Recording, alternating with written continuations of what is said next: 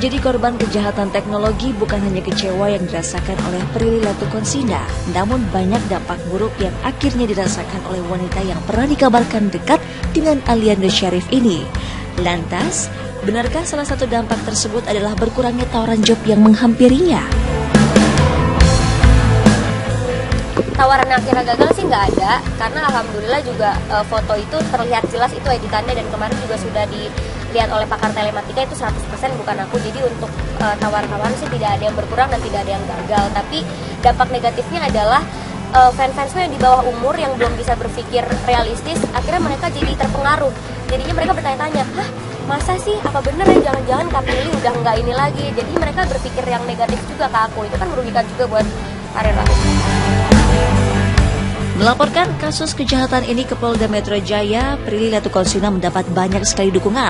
Tak hanya dari keluarga, namun para sahabatnya dari kalangan selebritis pun banyak yang mendukung. Seperti halnya artis seksi Julia Perez yang sengaja datang ke Polda untuk mendampingi Prilly. Aku bersyukur banget, aku dikelilingi sama orang-orang yang sayang sama aku. Kebetulan Kak Julia Perez hari ini datang untuk mensupport aku, karena dia juga mengalami hal yang sama. Jadi kita sempat ketemu sebelumnya, terus aku sempat curhat sama dia, aku sedih banget ada kasus kayak gini. Akhirnya dia menyarankan aku untuk lapor juga, dan dia mensupport aku. Hari ini dia datang nemenin aku untuk lapor, jadi aku senang banget dapat support dari Kak Juve.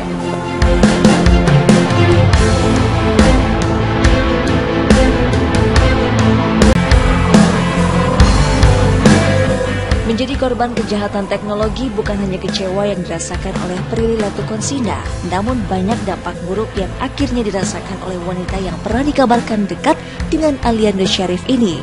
Lantas, benarkah salah satu dampak tersebut adalah berkurangnya tawaran job yang menghampirinya? Tawaran akhirnya gagal sih nggak ada, karena alhamdulillah juga foto itu terlihat jelas itu editannya, dan kemarin juga sudah dilihat oleh pakar telematika itu 100% bukan aku. Jadi untuk tawaran-tawaran sih tidak ada yang berkurang dan tidak ada yang gagal. Tapi dampak negatifnya adalah fans-fansnya yang di bawah umur yang belum bisa berpikir realistis, akhirnya mereka jadi terpengaruh. Jadinya mereka bertanya-tanya, hah masa sih, apa bener ya jangan-jangan Kak Prilly udah nggak ini lagi. Jadi mereka berpikir yang negatif juga ke aku, itu kan merugikan juga buat karir aku. Melaporkan kasus kejahatan ini ke Polda Metro Jaya, Prilly Latukonsina mendapat banyak sekali dukungan. Tak hanya dari keluarga, namun para sahabatnya dari kalangan selebritis pun banyak yang mendukung. Seperti halnya artis seksi Julia Perez yang sengaja datang ke Polda untuk mendampingi Prilly. Aku bersyukur banget, aku dikelilingi sama orang-orang yang sayang sama aku. Kebetulan Kak Julia Perez hari ini datang untuk mensupport aku, karena dia juga mengalami hal yang sama. Jadi kita sempat ketemu sebelumnya, terus aku sempat curhat sama dia, aku sedih banget ada kasus kayak gini. Akhirnya dia menyarankan aku untuk lapor juga, dan dia mensupport aku. Hari ini dia datang nemenin aku untuk lapor, jadi aku senang banget dapat support dari Kak Juve.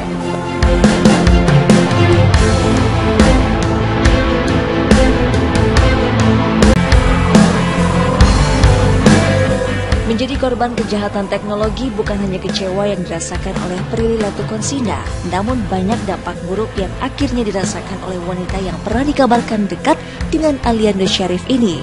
Lantas, benarkah salah satu dampak tersebut adalah berkurangnya tawaran job yang menghampirinya? Tawaran akhirnya gagal sih nggak ada, karena alhamdulillah juga foto itu terlihat jelas itu editannya, dan kemarin juga sudah dilihat oleh pakar telematika itu 100% bukan aku. Jadi untuk tawaran-tawaran sih tidak ada yang berkurang dan tidak ada yang gagal. Tapi dampak negatifnya adalah fans-fansnya yang di bawah umur yang belum bisa berpikir realistis, akhirnya mereka jadi terpengaruh. Jadinya mereka bertanya-tanya, hah masa sih, apa bener ya jangan-jangan Kak Prilly udah nggak ini lagi. Jadi mereka berpikir yang negatif juga ke aku, itu kan merugikan juga buat karir aku. Melaporkan kasus kejahatan ini ke Polda Metro Jaya, Prilly Latukonsina mendapat banyak sekali dukungan. Tak hanya dari keluarga, namun para sahabatnya dari kalangan selebritis pun banyak yang mendukung. Seperti halnya artis seksi Julia Perez yang sengaja datang ke Polda untuk mendampingi Prilly. Aku bersyukur banget, aku dikelilingi sama orang-orang yang sayang sama aku.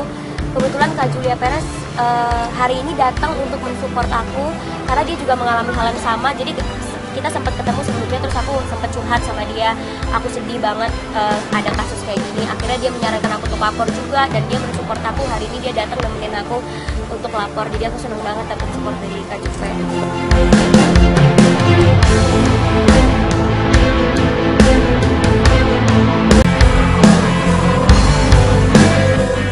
menjadi korban kejahatan teknologi bukan hanya kecewa yang dirasakan oleh Prilly Latuconsina, namun banyak dampak buruk yang akhirnya dirasakan oleh wanita yang pernah dikabarkan dekat dengan Aliando Syarif ini. Lantas, benarkah salah satu dampak tersebut adalah berkurangnya tawaran job yang menghampirinya? Tawaran akhirnya gagal sih nggak ada, karena alhamdulillah juga foto itu terlihat jelas itu editannya, dan kemarin juga sudah dilihat oleh pakar telematika itu 100% bukan aku. Jadi untuk tawaran-tawaran sih tidak ada yang berkurang dan tidak ada yang gagal. Tapi dampak negatifnya adalah fans-fansku yang di bawah umur yang belum bisa berpikir realistis, akhirnya mereka jadi terpengaruh. Jadinya mereka bertanya-tanya, hah masa sih, apa bener ya jangan-jangan Kak Prilly udah nggak ini lagi. Jadi mereka berpikir yang negatif juga ke aku, itu kan merugikan juga buat karir aku. Melaporkan kasus kejahatan ini ke Polda Metro Jaya, Prilly Latuconsina mendapat banyak sekali dukungan. Tak hanya dari keluarga, namun para sahabatnya dari kalangan selebritis pun banyak yang mendukung. Seperti halnya artis seksi Julia Perez yang sengaja datang ke Polda untuk mendampingi Prilly. Aku bersyukur banget, aku dikelilingi sama orang-orang yang sayang sama aku.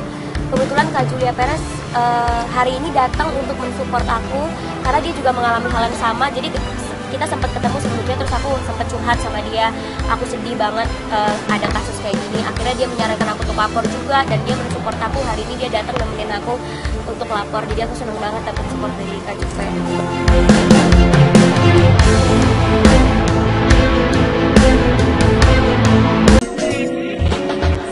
Ensiklopedia.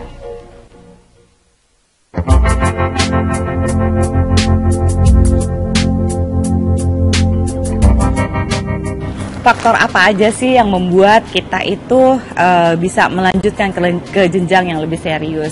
Satu, bahwa cinta di dalam hubungan ini bisa membuat Anda dan pasangan itu menjadi orang yang lebih produktif gitu ya. Secara positif, kedua-duanya itu saling mendukung. Misalnya karir, rencana-rencana masa depan gitu ya. Itu sudah dibicarakan gitu. Kalau buat saya itu yang paling utama, karena pada dasarnya cinta itu adalah sebuah perasaan yang turunannya tuh semuanya positif. Tidak ada satupun energi dari cinta itu yang negatif gitu ya. Jadi ada orang suka bilang begini misalnya tentang pasangannya, wah dia itu sebenarnya lelaki yang baik gitu. Oh dia itu sebenarnya perempuannya baik. Tapi ya kadang-kadang saya suka capek sih dia begini-begini. Tapi itu adalah tanda apa yang harus Anda bahas dan Anda bicarakan. Karena untuk mengatasi pasangan kita yang misalnya baik-baiknya aja, kita pasti bisa kok hidup sama kebaikan orang. Tapi yang suka susah adalah hidup dengan hal-hal yang menyebalkan dari orang lain. Nah, kalau sampai Anda mengatakan, dia baik sih mbak, dia tuh oke orangnya, tapi gitu, itu harus Anda bicarakan. Karena kalau yang Anda katakan adalah, dia itu baik walaupun dia seringkali melakukan ini. Walaupun dia kadang-kadang suka lupa nelpon saya. Walaupun dia kadang-kadang suka suka agak-agak tidak perhatian dalam 1-2 hal. Tapi kalau Anda masih mengatakan tapi, bukan walaupun, kayaknya banyak yang harus dibahas. Nah, apa aja sih yang bisa membuat Anda itu yakin? Carilah kecocokan yang paling banyak. Kalau saya sih akan memberikan kurang lebih mungkin 4 ya tanda bahwa dari pacaran sebaiknya ini diteruskan ke dalam pernikahan. Carilah kesamaan spirituality gitu ya. Spirituality itu artinya apakah Anda bukan cuma masalah agama loh, spirituality misalnya kalau saya percaya pada green action gitu. Saya percaya bahwa kalau belanja itu nggak usah pakai kantong plastik, sebaiknya misalnya pakai kantong biasa aja. Pasangan Anda juga percaya nggak pada spirituality yang demikian? Percaya nggak pada air yang tidak boleh dibuang-buang, menutup keran air misalnya? Atau apa yang Anda percaya gitu, selain agama aja? Nah, itu harus ada kesamaan. Jangan sampai Anda melakukan green action, lalu pasangan Anda merasa Anda itu ribet gitu. Itu tidak cocok. Sosial, secara sosial, apakah Anda sama? Artinya begini, kalau pasangan Anda itu suka party, sementara Anda itu nggak suka party, kira-kira itu akan membuat Anda menjadi orang yang lebih baik apa enggak? Kalau Anda bisa menerima bahwa pasangan Anda bukan orang yang suka ke pesta, tapi Anda suka ke pesta, oke, Anda boleh terusin, tapi jangan sampai pas udah nikah lalu Anda bilang, ayo dong ke pesta sama saya. Jelas-jelas dari dulu udah tahu orangnya nggak suka ke pesta, masih dipaksain juga pergi ke pesta. Itu akan lebih susah lagi gitu ya. Lalu seksualiti itu seperti apa? Apakah harus test drive dulu, harus mencoba dulu? Belum tentu. Seringkali ya seksualitas hanya nanti kita mau punya anak berapa sih? kita perlu nggak sih punya anak? Kalau menikah harapan kita tuh seperti apa? Kalau yang saya ketahui, seks itu dalam pernikahan tuh berapa banyak sih? Kita akan mencari taunya gimana? Itu harus dibahas, termasuk mengenai kesehatan seksual, misalnya melakukan premarital test gitu ya ke rumah sakit pada saat sebelum akan menikah, sehingga kondisi-kondisi dalam seksualitas nanti Anda akan ketahui sebelum Anda berdua benar-benar ada di dalam jenjang pernikahan gitu ya. Jadi spirituality sudah, spirituality sudah, lalu seksualitas sudah, sosial juga sudah, dan yang terakhir dan yang cukup penting yang biasanya orang Indonesia suka nggak mau bahas adalah finansial. Coba perhatikan, biasanya orang ini di dalam rumahnya siapa yang lebih dominan? Kalau Anda mencari pasangan perempuan yang ibunya lebih dominan dalam mengatur keuangan, dia cenderung akan mengatur keuangan. Nah, kalau Anda datang dari keluarga yang ayah Anda biasa mengatur keuangan, Anda juga akan cenderung mau mengatur keuangan dalam rumah tangga. Ada dua orang nih yang akan kira-kira mengatur keuangan, bisa repot kan? Kalau Anda memang punya jenjang kepernikahan yang lebih tinggi, coba Anda bahas dengan pasangan Anda keempat hal tadi.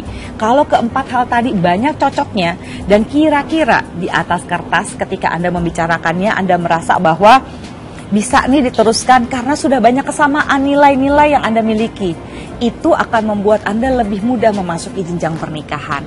Karena tidak mungkin tidak ada masalah dalam pernikahan, pasti ada masalah. Tapi relatif lebih mudah jika Anda sudah bisa membicarakan topik-topik yang pelik gitu ya, yang sensitif, jauh sebelum Anda menikahinya.